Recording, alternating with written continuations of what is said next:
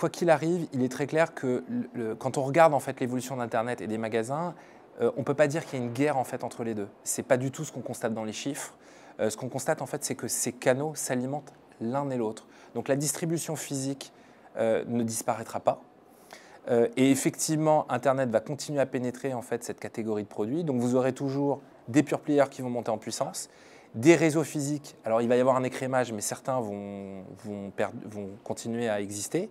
Et ce qu'on constate, c'est que ces deux types d'acteurs opèrent des croisements, c'est-à-dire que les uns vont sur Internet, comme la Fnac, et de l'autre côté, on voit très bien aussi que des acteurs, par exemple tels qu'Amazon, réfléchissent aussi à des réseaux physiques.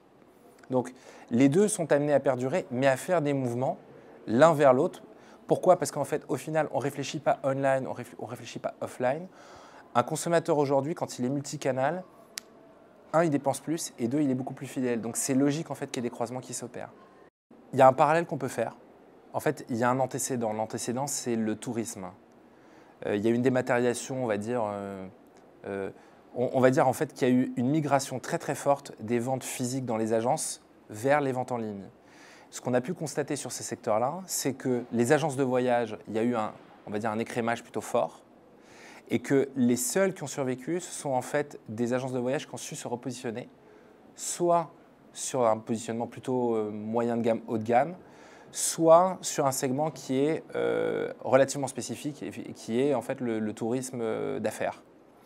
Donc très clairement, ce qu'on peut voir, c'est que sur ce segment qui est relativement pénétré sur Internet, il va y avoir un écrémage en fait des réseaux de distribution. Virgin est certainement l'un des grands à tomber sur le sujet. Mais qu'à côté de ça, en fait, la distribution, évidemment, va continuer à perdurer parce qu'il y aura toujours besoin d'un certain nombre soit de conseils, soit de toucher, encore sur le bouquin. Donc la distribution ne va pas disparaître, il va clairement être obligé de se repositionner pour survivre. La chute de Virgin, au-delà du fait que c'est un symbole fort, puisque c'est l'une des marques les plus fortes quand même sur les produits culturels, clairement va recréer en fait une espèce de positionnement dans les grandes villes, puisqu'en fait Virgin était relativement présent dans les grandes villes. Donc l'impact ça peut avoir un impact positif sur la Fnac,